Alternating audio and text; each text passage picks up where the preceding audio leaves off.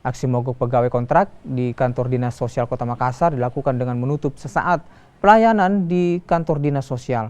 Para pegawai kontrak memprotes lantaran sudah 2 bulan honor mereka belum juga dicairkan. Menanggapi hal itu, Pelaksana Harian Kadis Sosial menyebutkan keterlambatan terjadi karena SK perpanjangan jabatan Pelaksana Harian Kadis Sosial telah berakhir pada 12 April lalu. Dirinya pun tak bisa mencairkan anggaran untuk pembayaran honor pegawai kontrakan.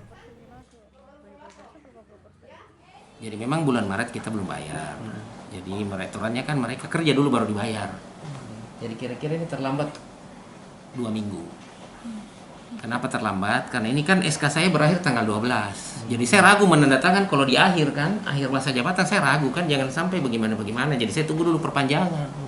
Kalau ada perpanjangan pasti kita tanda tangan.